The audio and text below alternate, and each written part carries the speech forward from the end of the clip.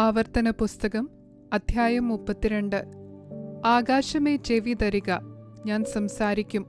ഭൂമി എൻ്റെ വായിൻ വാക്കുകളെ കേൾക്കട്ടെ. മഴ പോലെ എൻ്റെ ഉപദേശം പൊഴിയും.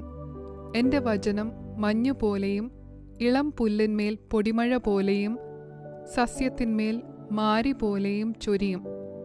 ഞാൻ യഹോവയുടെ നാമം ഘോഷിക്കും. നമ്മുടെ ദൈവത്തിന് മഹത്വം കൊടുപ്പീൻ. അവൻ പാറ, അവൻ്റെ പ്രവൃത്തി അത്യുത്തമം, അവൻ്റെ വഴികളൊക്കെയും ന്യായം. അവൻ വിശ്വസ്തതയുള്ള ദൈവം, വ്യാജമില്ലാത്തവൻ, നീതിയും നേരുമുള്ളവൻ തന്നെ. അവർ അവനോട് വഷളത്വം കാണിച്ചു. അവർ അവൻ്റെ മക്കളല്ല, സ്വയകളങ്കമത്രേ. വക്രതയും കോട്ടവുമുള്ള തലമുറ, ഭോഷത്വവും അജ്ഞാനവുമുള്ള ജനമേ, ഇങ്ങനെയോ നിങ്ങൾ യഹോവയ്ക്ക് പകരം കൊടുക്കുന്നത്? അവനല്ലോ നിന്റെ പിതാവ്, നിന്റെ ഉടയവൻ. അവനല്ലോ നിന്നെ സൃഷ്ടിക്കുകയും രക്ഷിക്കുകയും ചെയ്തവൻ. പൂർവ്വ ദിവസങ്ങളെ ഓർക്കുക, മുൻ തലമുറകളുടെ സംവത്സരങ്ങളെ ചിന്തിക്ക. നിന്റെ പിതാവിനോട് ചോദിക്ക, അവൻ അറിയിച്ചു തരും. നിന്റെ വൃദ്ധന്മാരോട് ചോദിക്ക, അവർ പറഞ്ഞു തരും. മഹോന്നതൻ ജാതികൾക്ക് അവകാശം വിഭാഗിക്കുകയും മനുഷ്യപുത്രന്മാരെ വേർപിരിക്കുകയും ചെയ്തപ്പോൾ അവൻ ഇസ്രായേൽ മക്കളുടെ എണ്ണത്തിന് തക്കവണ്ണം ജാതികളുടെ അതിർത്തികളെ നിശ്ചയിച്ചു. യഹോവയുടെ അംശം അവൻ്റെ ജനവും യാക്കോബ് അവൻ്റെ അവകാശവും ആകുന്നു. താൻ അവനെ മരുഭൂമിയിലും ഓളി കേൾക്കുന്ന ശൂന്യപ്രദേശത്തിലും കണ്ടു. അവനെ ചുറ്റി പരിപാലിച്ചു, കൺമണി പോലെ അവനെ സൂക്ഷിച്ചു. കഴുകൻ തൻ്റെ കൂട് അനക്കി കുഞ്ഞുങ്ങൾക്ക് മീതെ പറക്കും പോലെ താൻ ചിറക് വിരിച്ച് അവനെ എടുത്ത് തൻ്റെ ചിറകിന്മേൽ അവനെ വഹിച്ചു. യഹോവ തനിയെ അവനെ നടത്തി. അവനോടുകൂടെ അന്യദൈവം ഉണ്ടായിരുന്നില്ല. അവൻ ഭൂമിയുടെ ഉന്നതങ്ങളിൽ അവനെ വാഹനമേറ്റി. നിലത്തെ അനുഭവം കൊണ്ട് അവൻ ഉപജീവിച്ചു. അവനെ പാറയിൽ നിന്ന് തേനും തീക്കല്ലിൽ നിന്ന് എണ്ണയും കുടിപ്പിച്ചു. പശുക്കളുടെ വെണ്ണയെയും ആടുകളുടെ പാലിനെയും ആട്ടിൻകുട്ടികളുടെ മേധസ്സിനെയും ബാശാനിലെ ആട്ടുകൊറ്റന്മാരെയും കോലാടുകളെയും കോതമ്പിൻ കാമ്പിനെയും അവന് കൊടുത്തു. നീ ദ്രാക്ഷാരക്തമായ വീഞ്ഞു കുടിച്ചു. യശൂരൂനോ പുഷ്ടിവെച്ച് ഉദച്ചു. നീ പുഷ്ടിവെച്ച് കനത്ത് തടിച്ചിരിക്കുന്നു. തന്നെ ഉണ്ടാക്കിയ ദൈവത്തെ അവൻ ത്യജിച്ച് തൻ്റെ രക്ഷയുടെ പാറയെ നിരസിച്ചു. അവർ അന്യദൈവങ്ങളാൽ അവനെ ക്രുദ്ധിപ്പിച്ചു, മ്ലേച്ഛതകളാൽ അവനെ കോപിപ്പിച്ചു. അവർ ദുർഭൂതങ്ങൾക്ക്, ദൈവമല്ലാത്തവയ്ക്ക്, തങ്ങൾ അറിയാത്ത ദേവന്മാർക്ക് ബലി കഴിച്ചു. അവരുടെ പിതാക്കന്മാർ അവയെ ഭജിച്ചിട്ടില്ല. അവ നൂതനമായി ഉത്ഭവിച്ച നവീനമൂർത്തികൾ അത്രേ. നിന്നെ ജനിപ്പിച്ച പാറയെ നീ വിസ്മരിച്ച് നിന്നെ ഉൽപ്പാദിപ്പിച്ച ദൈവത്തെ മറന്നുകളഞ്ഞു. യഹോവ കണ്ടു, അവരെ തള്ളിക്കളഞ്ഞു. തൻ്റെ പുത്രീപുത്രന്മാരോടുള്ള നീരസത്താൽ തന്നെ. അവൻ അരുളി ചെയ്തത്, ഞാൻ എൻ്റെ മുഖം അവർക്ക് മറയ്ക്കും. അവരുടെ അന്തം എന്ത് എന്ന് ഞാൻ നോക്കും. അവർ വക്രതയുള്ള തലമുറ, നേരില്ലാത്ത മക്കൾ. ദൈവമല്ലാത്തതിനെക്കൊണ്ട് എനിക്ക് എരിവ് വരുത്തി. മിഥ്യാമൂർത്തികളാൽ എന്നെ മുഷിപ്പിച്ചു. ഞാനും ജനമല്ലാത്തവരെ കൊണ്ട് അവർക്ക് എരിവ് വരുത്തും. മൂഢജാതിയെക്കൊണ്ട് അവരെ മുഷിപ്പിക്കും. എൻ്റെ കോപത്താൽ തീ ജ്വലിച്ച് പാതാളത്തിൻ്റെ ആഴത്തോളം കത്തും. ഭൂമിയെയും അതിൻ്റെ അനുഭവത്തെയും ദഹിപ്പിച്ച് പർവ്വതങ്ങളുടെ അടിസ്ഥാനങ്ങളെ കരിച്ചു കളയും. ഞാൻ അനർത്ഥങ്ങൾ അവരുടെ മേൽ കുന്നിക്കും. എൻ്റെ അസ്ത്രങ്ങൾ അവരുടെ നേരെ ചെലവിടും. അവർ വിശപ്പുകൊണ്ട് ക്ഷയിക്കും. ഉഷ്ണരോഗത്തിനും വിഷവ്യാധിക്കും ഇരയാകും. മൃഗങ്ങളുടെ പല്ലും പന്നകങ്ങളുടെ വിഷവും ഞാൻ അവരുടെ ഇടയിൽ അയക്കും. വീഥികളിൽ വാളും അറകളിൽ ഭീതിയും. യുവാവിനെയും യുവതിയെയും ശിശുവിനെയും നരച്ചവനെയും സംഹരിക്കും. ഞങ്ങളുടെ കൈ ജയം കൊണ്ടു. യഹോവയല്ല ഇതൊക്കെയും ചെയ്തത് എന്ന് അവരുടെ വൈരികൾ തെറ്റായി വിചാരിക്കുകയും ശത്രു എനിക്ക് ക്രോധം വരുത്തുകയും ചെയ്യും എന്ന് ഞാൻ ശങ്കിച്ചിരുന്നെങ്കിൽ ഞാൻ അവരെ ഊതിക്കളഞ്ഞ് മനുഷ്യരിൽ നിന്ന് അവരുടെ ഓർമ്മ ഇല്ലാതാക്കുമായിരുന്നു. അവർ ആലോചനയില്ലാത്ത ജാതി, അവർക്ക് വിവേകബുദ്ധിയില്ല. ഹാ, അവർ ജ്ഞാനികളായി ഇത് ഗ്രഹിച്ചു തങ്ങളുടെ ഭവിഷ്യം ചിന്തിച്ചെങ്കിൽ കൊള്ളായിരുന്നു. അവരുടെ പാറ അവരെ വിറ്റുകളയുകയും യഹോവ അവരെ ഏൽപ്പിച്ചു കൊടുക്കുകയും ചെയ്തിട്ടല്ലാതെ ഒരുവൻ 1000 പേരെ പിന്തുടരുന്നതും ഇരുവർ 10,000 പേരെ ഓടിക്കുന്നതുമെങ്ങനെ? അവരുടെ പാറ നമ്മുടെ പാറ പോലെയല്ല, അതിന് നമ്മുടെ ശത്രുക്കൾ തന്നെ സാക്ഷികൾ. അവരുടെ മുന്തിരിവള്ളി സോദോം വള്ളിയിൽ നിന്നും ഗൊമോര നിലങ്ങളിൽ നിന്നും ഉള്ളത്. അവരുടെ മുന്തിരിപ്പഴം നഞ്ചും മുന്തിരിക്കുല കയ്പുമാകുന്നു. അവരുടെ വീഞ്ഞ് മഹാസർപ്പത്തിൻ വിഷവും മൂർഖന്റെ കാളകൂടവും ആകുന്നു.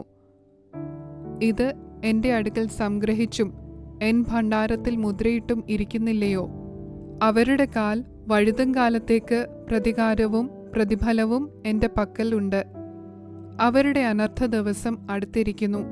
അവർക്ക് ഭവിപ്പാനുള്ളത് ബന്ധപ്പെടുന്നു. യഹോവ തന്റെ ജനത്തെ ന്യായം വിധിക്കും.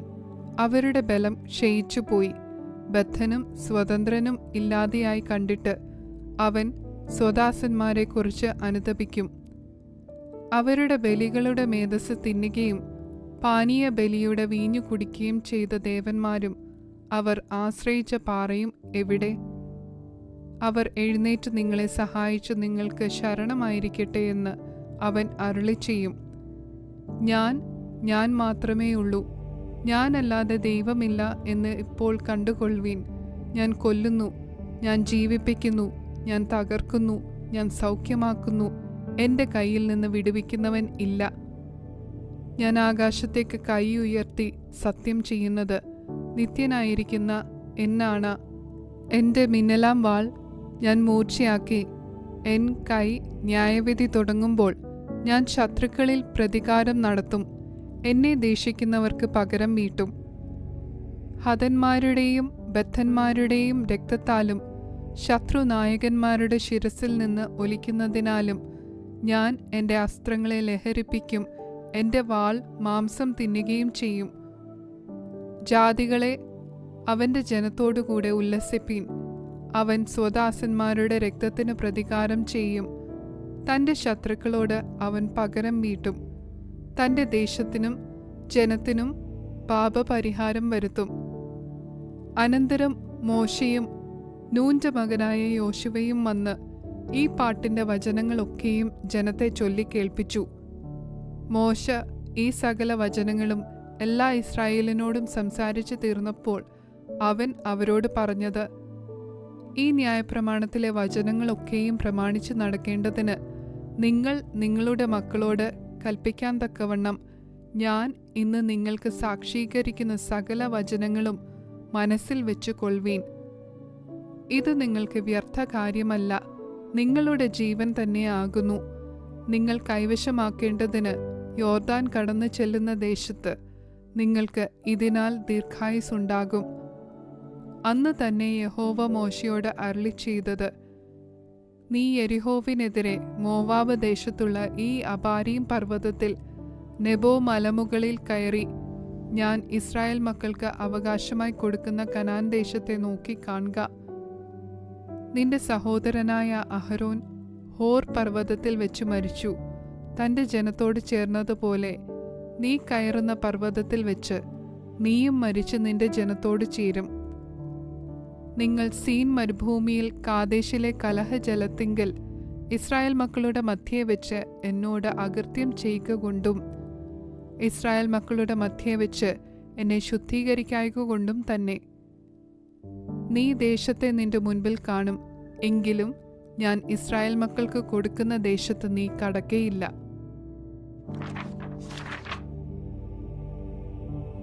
ആവർത്തന പുസ്തകം അധ്യായം 33.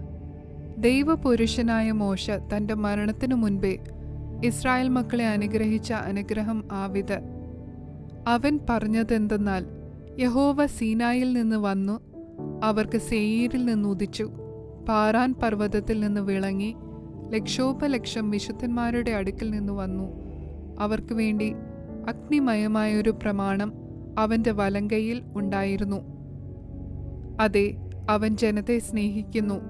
അവൻ്റെ സകല വിശുദ്ധന്മാരും തൃക്കൈയിലിരിക്കുന്നു. അവർ തൃക്കാൽക്കൽ ഇരുന്നു. അവൻ തിരുവചനങ്ങൾ പ്രാപിച്ചു.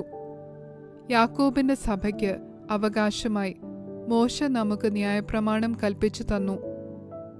ജനത്തിന്റെ തലവന്മാരും ഇസ്രായേൽ ഗോത്രങ്ങളും കൂടിയപ്പോൾ അവൻ യശൂരൂന് രാജാവായിരുന്നു. രൂബേൻ മരിക്കാതെ ജീവിച്ചിരിക്കട്ടെ, അവന്റെ പുരുഷന്മാർ കുറയാതിരിക്കട്ടെ. യഹൂദയ്ക്കുള്ള അനുഗ്രഹമായിട്ട് അവൻ പറഞ്ഞത്, യഹോവേ, യഹൂദയുടെ അപേക്ഷ കേട്ട് അവനെ സ്വജനത്തിലേക്ക് കൊണ്ടുവരണമേ. തന്റെ കൈകളാൽ അവൻ തനിക്കായി പോരുന്നു. ശത്രുക്കളുടെ നേരെ നീ അവന് തുണയായിരിക്കണമേ. ലേവിയെക്കുറിച്ച് അവൻ പറഞ്ഞത്, നിന്റെ തുമ്മീമും ഊറീമും നിൻ ഭക്തന്റെ പക്കലിരിക്കുന്നു. നീ മസ്സയിൽ വെച്ച് പരീക്ഷിക്കുകയും കലഹജലത്തിങ്കൽ നീ പൊരുകയും ചെയ്തവന്റെ പക്കൽ തന്നെ. അവൻ അപ്പനെയും അമ്മയെയും കുറിച്ച് ഞാൻ അവരെ കണ്ടില്ല എന്ന് പറഞ്ഞു. സഹോദരന്മാരെ അവൻ ആദരിച്ചില്ല, സ്വന്തം മക്കളെന്നോർത്തതുമില്ല. നിന്റെ വചനം അവർ പ്രമാണിച്ചു, നിന്റെ നിയമം കാത്തുകൊള്ളുകയും ചെയ്തു. അവർ യാക്കോബിന് നിന്റെ വിധികളും ഇസ്രായേലിന് ന്യായപ്രമാണവും ഉപദേശിക്കും. അവർ നിന്റെ സന്നിധിയിൽ സുഗന്ധധൂപവും യാഗപീഠത്തിന്മേൽ സർവാംഗഹോമവും അർപ്പിക്കും. യഹോവേ, അവന്റെ ധനത്തെ അനുഗ്രഹിക്കണമേ, അവന്റെ പ്രവൃത്തിയിൽ പ്രസാദിക്കണമേ. അവന്റെ എതിരികളും അവനെ ദീക്ഷിക്കുന്നവരും എഴുന്നേൽക്കാതെ വണ്ണം അവരുടെ അരകളെ തകർത്ത് കളയണമേ. ബെന്യാമീനെക്കുറിച്ച് അവൻ പറഞ്ഞത്, അവൻ യഹോവയ്ക്ക് പ്രിയൻ, തൽസന്നിധിയിൽ നിർഭയം വസിക്കും. താൻ അവനെ എല്ലായ്പ്പോഴും മറച്ചുകൊള്ളുന്നു, അവന്റെ ഗിരികളുടെ മധ്യേ അധിവസിക്കുന്നു. യോസേഫിനെക്കുറിച്ച് അവൻ പറഞ്ഞത്, ആകാശത്തിലെ വിശിഷ്ട വസ്തുവായ മഞ്ഞുകൊണ്ടും താഴെ കിടക്കുന്ന അഗാധ ജലം കൊണ്ടും സൂര്യനാൽ ഉളവാകുന്ന വിശേഷ ഫലം കൊണ്ടും പ്രതിമാസിക ചന്ദ്രനാൽ ഉളവാകും വിശിഷ്ട ഫലം കൊണ്ടും പുരാതന പർവ്വതങ്ങളുടെ ശ്രേഷ്ഠ സാധനങ്ങൾ കൊണ്ടും ശാശ്വത ശൈലങ്ങളുടെ വിശിഷ്ട വസ്തുക്കൾ കൊണ്ടും ഭൂമിയിലെ വിശേഷ വസ്തുക്കളും സമൃദ്ധിയും കൊണ്ടും അവന്റെ ദേശം യഹോവയാൽ അനുഗ്രഹിക്കപ്പെടുമാറാകട്ടെ. മുൾപടർപ്പിൽ വസിച്ചവന്റെ പ്രസാദം യോസേഫിന്റെ ശിരസിന്മേലും തന്റെ സഹോദരന്മാരിൽ പ്രഭുവായവന്റെ നെറുകമേലും വരുമാറാകട്ടെ.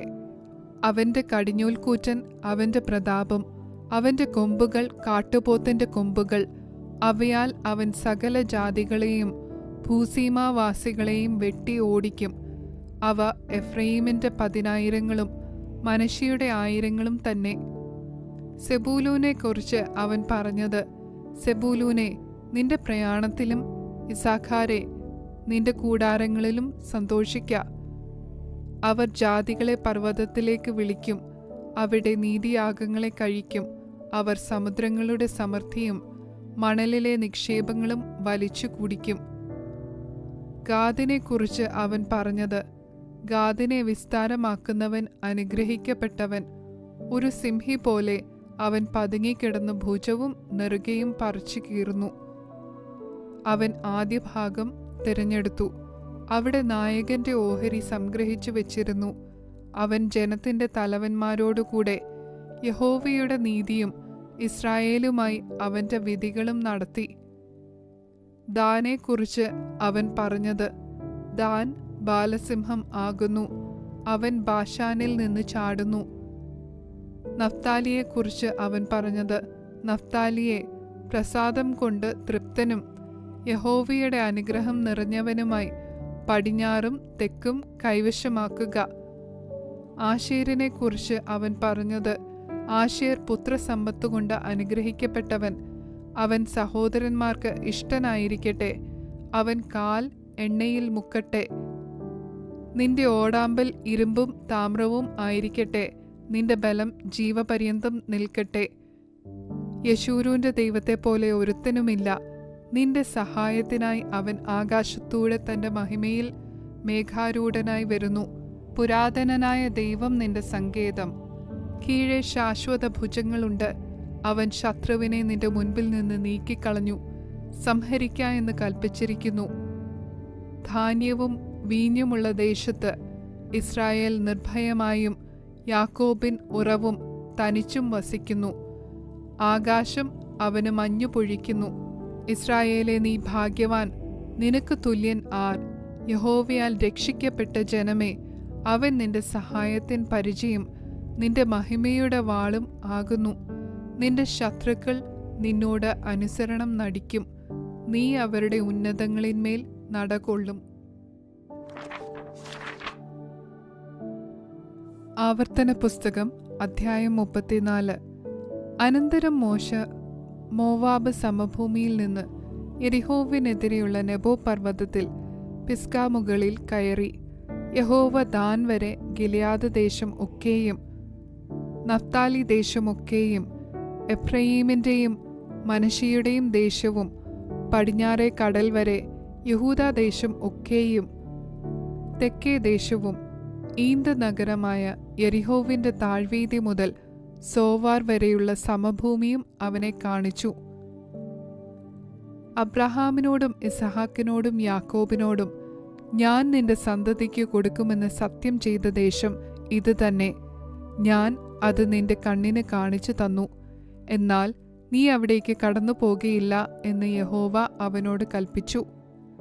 അങ്ങനെ യഹോവയുടെ ദാസനായ മോശ യഹോവയുടെ വചനപ്രകാരം അവിടെ മോവാബ് ദേശത്ത് വെച്ച് മരിച്ചു. അവൻ അവനെ മോവാബ് ദേശത്ത് ബെത്പെയോരിനെതിരെയുള്ള താഴ്വരയിൽ അടക്കി.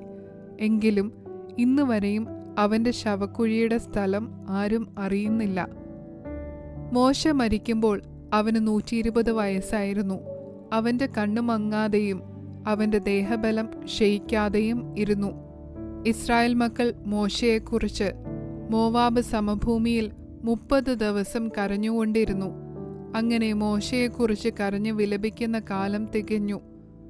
നൂന്റെ മകനായ യോശുവയെ മോശ കൈവച്ചനുഗ്രഹിച്ചിരുന്നതുകൊണ്ട് അവൻ ജ്ഞാനാത്മപൂർണനായിത്തീർന്നു. യഹോവ മോശയോട് കൽപ്പിച്ചതുപോലെ ഇസ്രായേൽ മക്കൾ അവനെ അനുസരിച്ചു.